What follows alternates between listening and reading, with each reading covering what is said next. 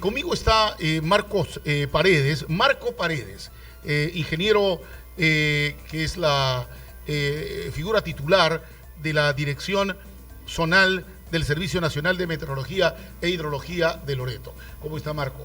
Bienvenido, buenas tardes. Sí, muy buenas tardes a los estimados televidentes y todas las noticias. Y bueno, siempre es un gusto estar informando sobre las noticias del momento, ¿no? La situación es dramática en Loreto respecto al comportamiento de las aguas de los ríos. Está muy por debajo de los niveles acostumbrados. Dos son ahorita los elementos fundamentales para estar preocupados. Una son las temperaturas elevadas, que pasan a una segunda prioridad, pero la primera prioridad en sí es el descenso anticipado del nivel de los ríos amazónicos. ¿Por qué dice anticipado?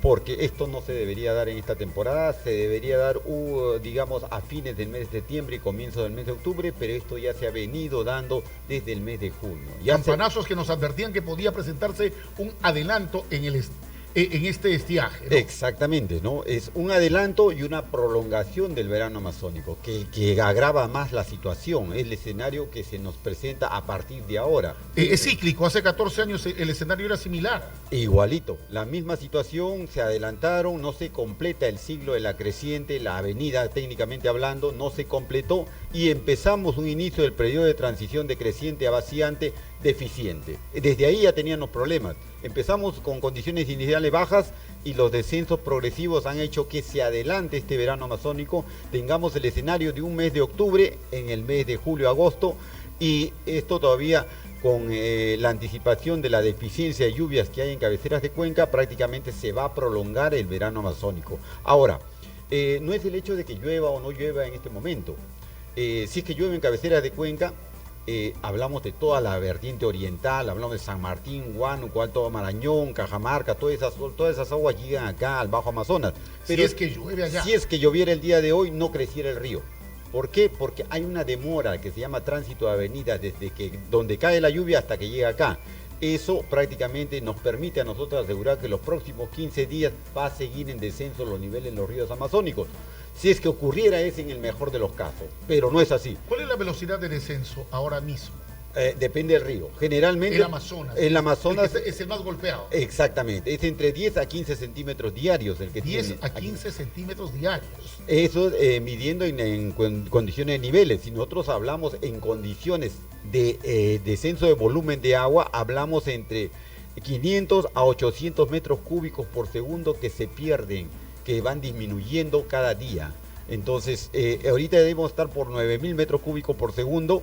De seguir así, lo mínimo que llegamos en el año 2010, que es el de referencia, la última sequía hidrológica más importante de los últimos 40 años, bordeó los 8.000 metros cúbicos por segundo. Estamos a 1.100, algo así. Una nada. Una nada, ¿no? De ser así, bajo esta tasa de descenso de 10 centímetros diarios, estamos hablando que en 10 días estamos llegando al mínimo histórico y lo vamos a superar. Antes de la quincena. Antes de la quincena, ¿no? Es terrible esta situación. Claro que es terrible, porque uno que se ha adelantado, dos, el impacto que está causando. Uno no se da cuenta, ¿no? Uno dice el rillito está bajando. No, vayamos más allá, veamos algo más integral. El ecosistema amazónico se está ahorita en colapso total. Los peces no van a saber ni dónde migrar porque no hay caudal suficiente para que ellos salgan de las cochas. No se completan los ciclos de justamente de fertilización de los suelos. Entonces no se puede sembrar porque tampoco hay suficiente cantidad de agua, ¿no? Entonces tenemos bastantes problemas, pero considerado como impactos producto de esta sequía. Uno de ellos, claro, que es el tránsito fluvial, es el más directo de todos. Pero veamos ahora, cada descenso de río nos deja basura alrededor de la ribera de los ríos, y esta emergencia hidrológica se puede convertir en una emergencia sanitaria. ¿Por qué? Porque son focos infecciosos de leptospirosis, enfermedades diarreicas agudas, cualquier otra enfermedad vector que se propaga a través de esa basura que va dejando el río a sus alrededores. Ahora, la concentración de contaminantes es mayor. Si uno tiene, por ejemplo, una gota de veneno en una jarra de agua y esa misma gota de veneno lo pone en un vaso con agua, el que va a tener mayor... claro, lo mismo está ocurriendo con nuestros ríos. Ya no tienen el caudal suficiente, o sea, estamos en niveles críticos y la concentración de los contaminantes va siendo mayor. Entonces, la poca agua que sacamos de ahí ya tiene mayor cantidad de concentración de contaminantes en el agua. Ni qué decir ahora si es que lo logras conseguir el agua, porque los ríos tienen un desplazamiento lateral, aparte del vertical que llega en su máxima avenida a niveles de inundación, ahora llega a temporadas de sequía o vaciante, también tiene un desplazamiento lateral. Entonces, si yo tengo mi planta de captación de una ciudad X al costado del río, ahora se me va a hacer más difícil porque se ha alejado, se ha desplazado, y eso es común en los ríos amazónicos. Usted está describiendo No. en esas palabras, en esa metáfora está explicando que lo que le sucede a Iquitos es que su planta de captación se está distanciando del punto donde debe recoger el agua. Exactamente, no estoy hablando de una ciudad X con lo más común. Entonces, aparte de la planta de captación de Iquitos ha sido diseñada hace 40 años, ya la población ha crecido, entonces la dinámica de los ríos han cambiado, el cambio climático está acelerando los procesos de migración de los ríos, por lo tanto los meandros, esas culebritas que se ven desde el avión de los ríos, comienzan a moverse más rápido, de tal forma que hay ciudades que se quedan aisladas. Por ejemplo, ahí lo vemos, Genaro Herrera, que va a tener problemas, el estrangulamiento ya está llegando a lo mínimo, de tal forma que ya está quedando playa, ¿no? Eso se va a quedar aislado de acá un tiempo, hay que tomar precauciones. Iquitos alguna vez estuvo en esa condición. Exactamente, el Amazonas pasaba por al costado de la ciudad de Iquitos, ahora y amenazando y destruyendo a Iquitos, llegando inclusive a una cuadra de la avenida principal, a una cuadra de la Plaza de Armas. Exactamente, ahora ha migrado 6 kilómetros allá, por un lado fue bueno, pero por otro lado es malo, porque sus principales puertos están al borde de la ciudad de Iquitos. Ahora no pasa el Amazonas, pasa el río Italia, que es un río secundario, en el cual ahora tienen problemas justamente las embarcaciones. Luego de surcar de los puertos de Pucallpa y de Yurimaguas, con toda esa travesía de los malos pasos, islotes que se forman, llegan a Iquitos y no pueden descargar sus productos porque el pequeño río Italia no tiene la suficiente cantidad de agua para poder almacenar tremendas embarcaciones. Entonces, ahora mismo Capitanía de Puerto ha prohibido el acceso a la bahía de Iquitos. Exacto, entonces hay que pensar en algo más integral, más futurista, ¿no? Cambiar ya el lugar del puerto de ahí. Ese es un lugar muy vulnerable y que se va a volver a repetir en los siguientes años. Por eso que se proyecta seguramente Sinchicuy, ¿no? Como una posibilidad. Sinchicuy es una gran alternativa, es un lugar muy estable geológicamente hablando, hidrológicamente hablando, desde el punto de vista tiene muchos factores y sería un polo de desarrollo para nuestra ciudad, ¿no? Entonces, Marco, hablemos de números. Hablemos. ¿Cómo está en su nivel el río Amazonas, el más dramático, de acuerdo a lo que yo pude ver de la información que ustedes nos han proporcionado? Mira, el comportamiento del río acá lo medimos en función de niveles, ¿no? Entonces, el nivel histórico es 105.38, ocurrido el 4 de octubre del año 2010. Ahora, actualmente estamos, el día de hoy, en horas de la mañana, está en la cota 106.20, a exactamente 82 centímetros de llegar justamente a la sequía más histórica que hemos tenido. 82. ¿No? 82. Usted que es matemático, 82 entre el promedio de crecimiento. 10 centímetros por día, aproximadamente en 8 días estaremos llegando a ese nivel, ¿no? Pongámosle ya 5 centímetros, 20 días. Ya, y en 20 días no hay perspectivas de lluvia fuerte para que crezca el río. De todas maneras, tarde o temprano vamos a llegar a ese nivel, vamos a superar ese crítico y vamos a batir el récord histórico, lo cual es perjudicial porque ya deberíamos prepararnos, esto ya estaba avisado con anticipación. Entonces ya deberían tener cada sector sus planes de contingencia respectivo para poder mitigar, no podemos evitarlo, tenemos que mitigar nos vamos a encontrar de todas maneras con la sequía. Sí. Exactamente. Entonces, no lo vamos a esquivar. No es que no lo vamos a vivir. Lo vamos a vivir. Pero hay que evitar que el golpe sea duro. Exactamente. Eso se llama mitigar los impactos de la sequía, de la presente sequía. Y eso se hace con planes de contingencia, planes integrados, ya bajo la batuta justamente de las autoridades correspondientes, ¿no? Entonces, ellos no tienen que decir, tú haz esto, tú haz lo otro, todo esto, y nos organizamos de tal forma que podemos capear, ¿no? Esta situación crítica. Claro, temprano esto, en noviembre, diciembre ya empiezan las lluvias, pero de acá hasta noviembre faltan 3 meses todavía. Entonces tenemos 90 días que vamos a estar en crisis justamente con esta sequía hidrológica. No hablemos de los impactos, estamos hablando solamente del bajón del río.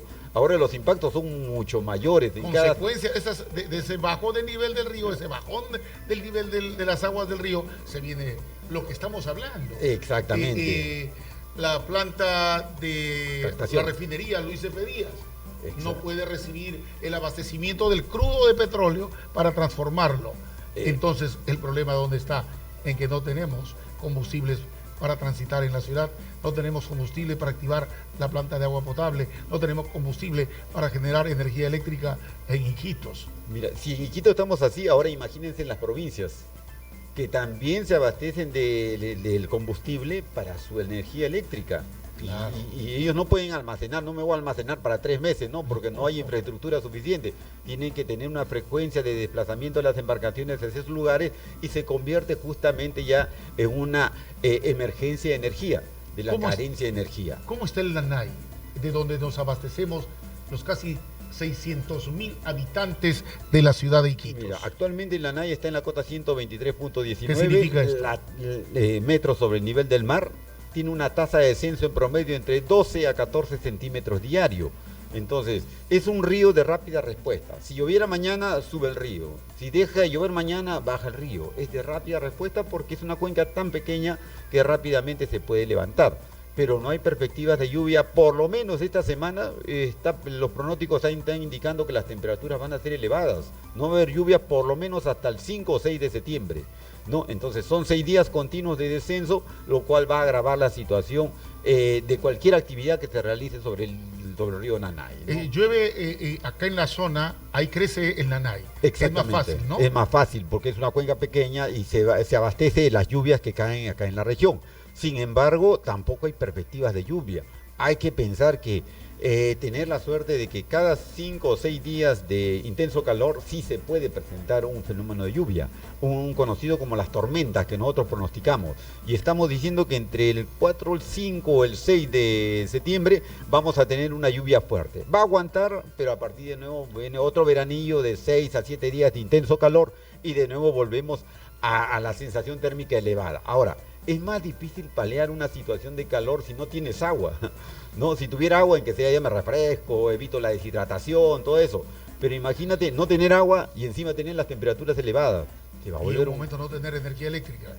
Y todavía las otras consecuencias conexas que se pueden derivar de ello. Lo que se nos viene es terrible, ¿cierto? Exactamente. Hay que unirnos todos los organismos de la sociedad civil y también del Estado para encontrar un camino de solución. Exactamente, ¿no? Nosotros hemos planteado muchas soluciones. Uno no es declararse en emergencia, la idea es plantear alternativas para declararse en emergencia, porque me declaro en emergencia y no vas a saber qué hacer. Entonces nos planteamos un plan integral en la cual nosotros podemos plantear, ¿sabes qué? Vamos a hacer tal cosa, ya. Recién podemos declarar en emergencia y recién plantear, a ti te toca esto, a ti te toca esto, y podemos capear esta situación negativa, adversa, desde el punto de vista de la naturaleza. Hay cosas simpáticas, las playas, que nos alegran el verano cuando hay este tipo de vaciantes, pero hay situaciones contrariantes, por ejemplo, lo que ocurrió hoy entre 2 y 3 y media, 4 de la tarde, en la zona de Yurimaguas y Tanapoto. Fortísimos vientos que nos reportan que en Yurimaguas habrían alcanzado entre 65 y 70 kilómetros por hora. Sí, son eventos que se van a presentar con cierta frecuencia. Algo más, un patrón que nosotros tenemos en la selva. 5 días de intenso calor nos va a producir tormenta, y esta tormenta indica vientos superiores a los 40 o 50 kilómetros por hora. Eso es lo que está ocurriendo en la zona de San Martín y que abarca hasta Yurimaguas, ¿no? Las temperaturas están yendo ahí hasta 37 grados bajo sombra, ¿no? Las sensaciones térmicas son de 44 grados centígrados a la intemperie, y eso está ocasionando que la energía se acumule en el suelo y lo disipe en forma de tormenta. Por eso estamos viendo esos reportes de velocidades de viento relativamente consideradas como extraordinarias. Nosotros no tenemos ese evento, pero puede ocurrir. Estamos pronosticando tormenta el 5 de septiembre.